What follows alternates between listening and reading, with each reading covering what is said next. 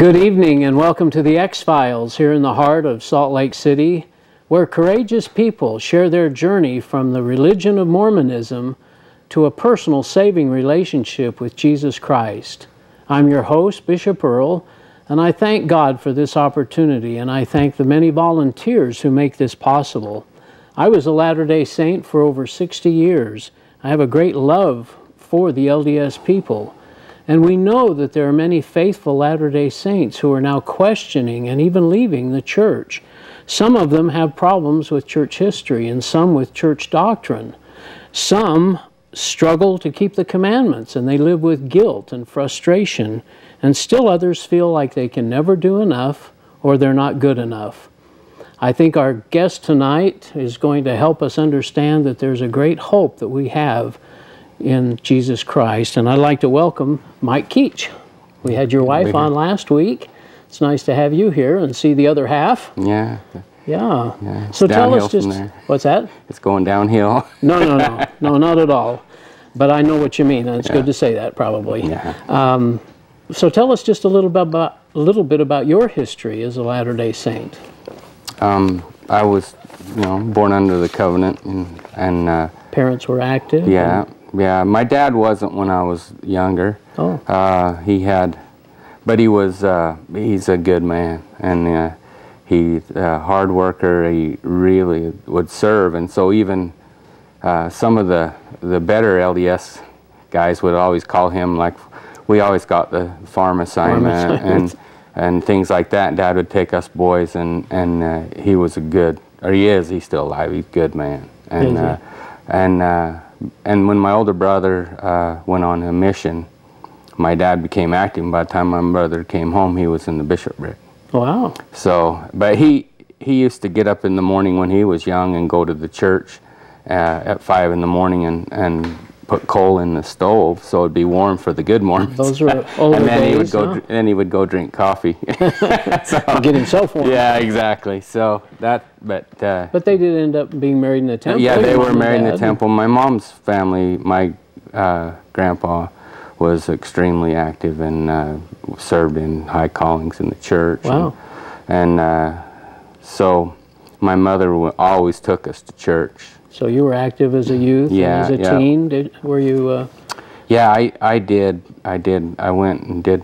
I had my days when I probably wasn't as righteous as I should have been, but not any worse than I think most. I looking back, I really wasn't very bad. So, not so bad as it could have been, I suppose. Oh no. Did you go to seminary? Yeah, I graduated from seminary. I was deacon's quorum president, and a teacher and a priest, and like my dad, I did every assignment that they would ask me, and tried to do a good job. Tried to be a good, faithful Latter-day Saint. That's good. Just Dad always wanted us to do well if we were going to do something. Yeah, your older brother went on a mission. Yeah, did you also go on a mission? I did too. Yeah, my older brother, he's a great man too. Sounds like a good family. They are. Good stock. Yeah, they are.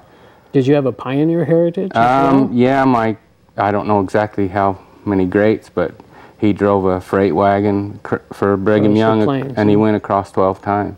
Oh my goodness. Yeah. So, that was. So you had a long history in the church, and I'm sure a lot of pride with being a pioneer heritage. And not so much. I don't mean pride, but I mean you were pleased. And mostly what is we wanted to do. You didn't want to let anybody down, kind of that deal. And so that's how I felt. It was the least you could do for what the easy life we have. Yeah. And in comparison, so it's the least. So active all these years, you go on your mission, and that's actually where things changed a little bit for you. Maybe 3 weeks before my missions when it really changed. What happened? We had to go get our endowments, Oh, okay. And when I went to the temple, I have to step back a little bit, but there were a lot of things that happened. I went on my mission in 1981. Okay. I think in '76 the revelation changed about the priesthood going to... Might have been 78. 78, so it wasn't very far somewhere before that, and about that same time.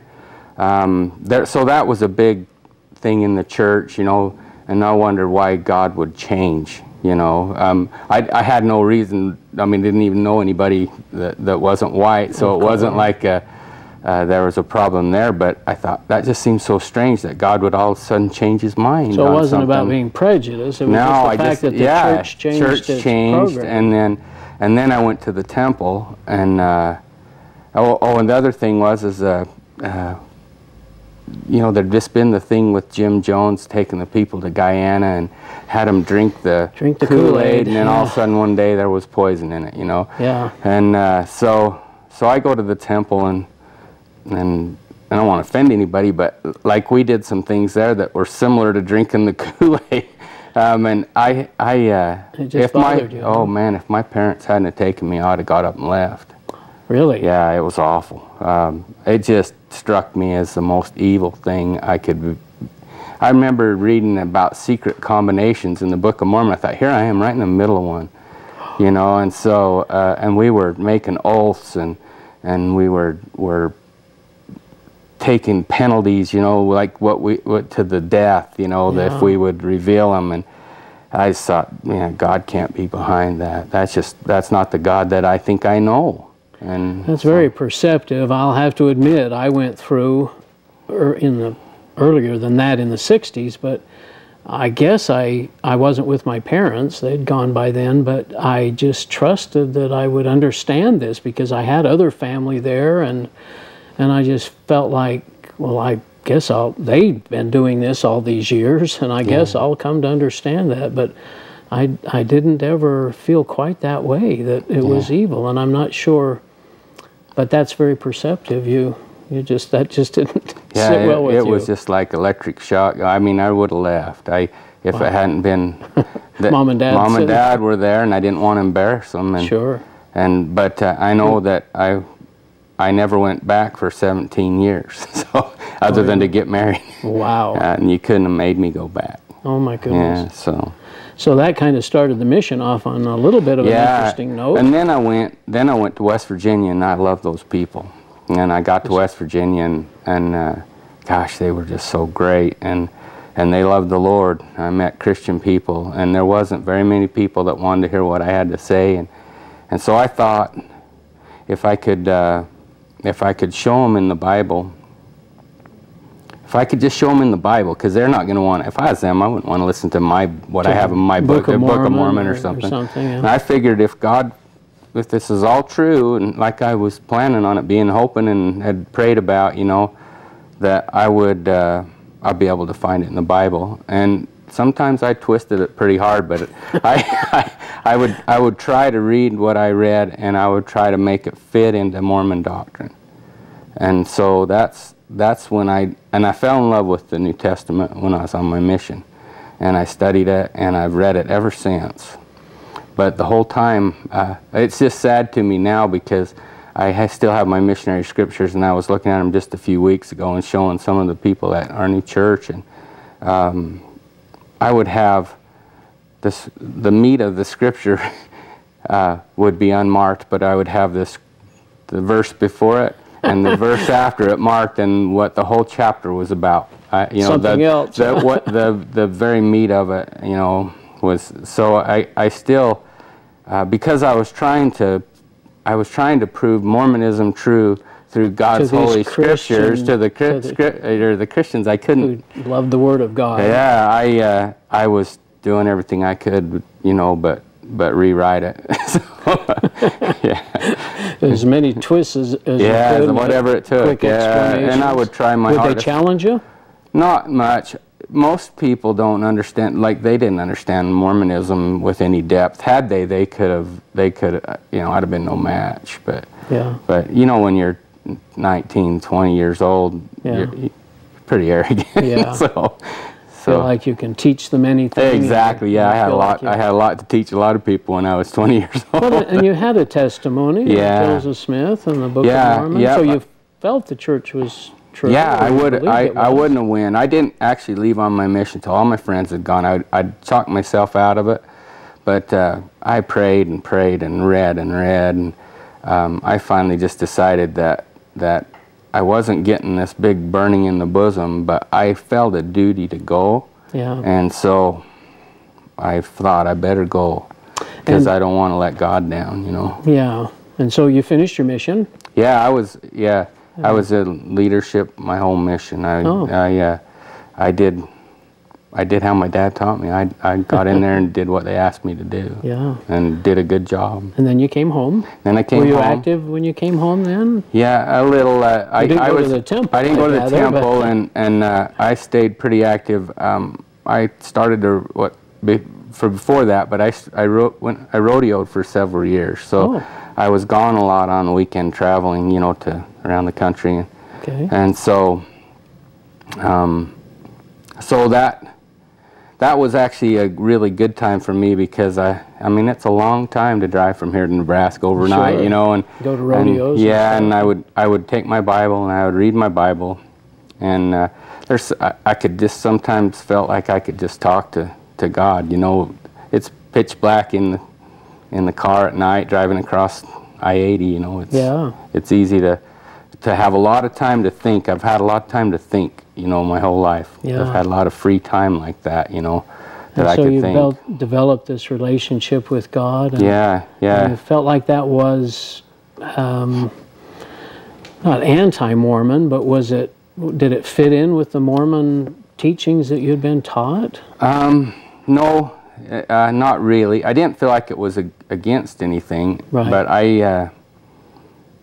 it was just like some of the hymns that we sang. I told you in sacrament, like some of the sacrament hymns I can remember we sang. I stand all amazed. You know, I loved that hymn, and looking back now, I know why. It doesn't teach Mormon doctrine. The second verse says, "I marvel or I look at his hands pierced and bleeding to pay the debt." Yeah. And then we would sing that song, "Partake the Sacrament," which, you know, was the emblems of Christ, and then we would go into our classes and they would teach us, no, he suffered in the garden, you know. Yeah. He paid for your sin, but if, you know, so I just said, I just didn't believe that, you know. I just wasn't buying that the way they were selling it to me, but it wasn't enough to push me out. I thought I can believe this, and enough of it, or I can believe enough to stay, and there wasn't anything about the church that was running me off, you know. So well, I admire you. I again admit that I just was hook, line, and sinker. I sang those songs, but then I never questioned the fact that we talked about the Garden of Gethsemane. I didn't hate the cross, but I certainly didn't look to it as any kind of a symbol. I was always looking at Angel Moroni, I guess, on the temples and so on, and not looking at something man-made, as opposed to looking at what Jesus did for me. Well, so you were on the rodeo circuit. Now, were you married then?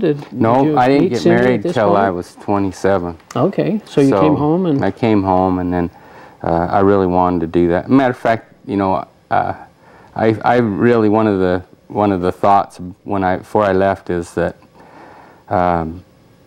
if I just do this, you know, I really wanted just to rodeo hard, and so I thought but I better give that up, and I think God will bless me, you know, if I do this for Him. You know, you know, the Mormon God's so small that man can bind him. You know, the Lord, am bound when you do what I say. But when you do not what I say, you have no promise. And so it's kind of a... So I'll do what He wants. I'll do what He wants, and then He'll owe me. You know, and so... Isn't that a strange concept? Oh, it's just unbelievable to think that... Of course, I said something like this to my pastor, and I said, what do you think it'd take to bind God? And he said, well, and this is a great answer. He said, flattery will work on men, and if he's just an exalted man, all it takes is a little flattery. And I think he's right. And so the LDS God, certainly. Yeah, right. Not God. No. But the God that I felt like I should do what He asked, and in return He'd take care of me, and He took care of me anyway. but yeah. you know, because he loves yeah. you. You are his creation. Now you were not active while you were rotary. No, but I wasn't like serving in positions and stuff because I was never. So I wasn't home all the time. You know, yeah. I would. But I went when I was in town, and yeah. and then you got married. Got Cindy married in the temple, and she was happy to have a returned missionary, I guess. I hope so. As a husband. yeah. Now I was going to ask her, but she had kind of indicated that you took the lead with a lot of these things as far as your Christian walk, and I praise God that you were able to have a companion that was willing to come along. I guess that meant a lot to you as well, right? Yeah, me and Cindy, we've never hardly disagreed about anything. And you've been able to share, and when you were able to share things with her about Jesus and the Bible, she was understanding. Oh yeah, I can still remember her saying to me, you know, like when it's funny because we were talking about getting married, and she said, you know, polygamy comes up. And if it ever comes back, and he said, "We're done. I'm not doing it." You know, and if you want to do that, you and me are done. And of course, I teased her about it forever. You know, still do, but you know that she was just being selfish and didn't want me to be happy. You know? Didn't want you to. Yeah, that's right. So, so I guess her saying that, I knew that she would that we could talk. You know. Yeah. And what a blessing. Oh, for sure. It's been way easier for me. Some of the people I know that have gone through this, they've had to do it almost in secret, and had to put their whole marriage on in jeopardy. Yeah. And for me, you know, she was right there, and I knew she'd be right there. Well, that's the way I feel about Carla. My wife has just been so supportive and loving, and so enjoyable to do this together. Yeah, it's been great. But now you were active though in the church for together as a married couple. Yeah, and children and everything. Right. And yeah, we took the kids, and I served in all kinds of callings. You know, I was gospel doctrine teacher a few times. I was in the elders quorum presidency several times. You were also an executive secretary. Yeah, I remember this little story you shared with me. Tell me about that experience. Oh, well, maybe it was shortly after you were released as the executive secretary. Yeah, it was shortly after. I was asked to be the executive secretary, and I really didn't know what that was. You know, I mean, being in the church that long, I had never really. That's one of the positions I didn't know much about. But the bishop that asked me, I grew to just love him. I mean, he's a good man, and he was such a good bishop. He was so he was the most kind and loving, and he tried not to put a heavy burden on the ward members. But and so I served with him, and I watched him. He would take a chewing out from the stake president rather than to let it. Rather than to burden his people. Yeah. And so I really had a lot of respect for him. So I really did my job for him well. You know, I'd chase people down. Yeah, oh yeah, yeah. Well, after it got after I got released, he got released, and then I was for a few more months with the new bishop. But we were with the new bishop was gung-ho, and he wanted to keep everything in the bishop's handbook. He wanted every appointment, every meeting. He wanted, you know, everything to be done. And so we were having to have the meetings about committees, priesthood committees. And then our ward was really small, and so, I mean, if we'd had each of the elders on a committee, there would have been one elder, and then would have been the committee member, and the other one would have been the committee chairman, you know. And it just didn't make any sense to me. All it was so that he could go to his PPI and tell the stake president that, hey man, I'm really doing it right, you know. You also noticed some hypocrisy amongst the brethren. Yeah, I did. I went to a meeting about the committees, and some of them that were the most vocal, telling everybody how things ought to go, were the ones I had the hardest time chasing down to get them in the bishop's office, you know. I couldn't get them to, I saw that so much. A lot of the people that, I used to have to get the prayers for sacrament meeting, you know, every week. And really, man, it's like I had the plague. I mean, people wouldn't answer my calls. I couldn't. They know what to expect. Yeah, I had to hide and jump out from behind the bench, you know. And yeah. One other quick story I want you to share is this talk you gave in sacrament meeting once. Oh, Yeah, well, I had kept reading the New Testament, and I really loved the book of Romans, and the gospel's so clear in Romans. So I gave a talk, and my bishop that I loved, he let me pretty much talk about what I wanted to talk about. It was at Christmas time. I wanted to talk about Jesus, but I didn't want to talk about the Bethlehem birth and different things. I wanted to talk about Jesus, the Jesus that I knew, and I don't know exactly how much I had changed to a Christian already, but apparently more than he was. More than, yeah, the bishop didn't say anything to me, but I had talked about how complete Jesus' work for us was. I don't think I actually said on the cross, but I know I told him that it was complete, that God saved people. That was what he did, you know, and it was up to him, and you needed to accept it, and we needed to just look at him for who he was. And I know my kids, when they went into their Sunday school classes after, they all got set straight by teachers and different people. Several times they got told what Dad had said. Yeah, what Dad said wasn't really right. You have to do all you can do, and to earn Jesus's, you know, he's going to give you the last bit, but not unless you do your part first, and your part was more than having faith on his work. So you had just a long process of coming more to Jesus and loving him and trusting in him.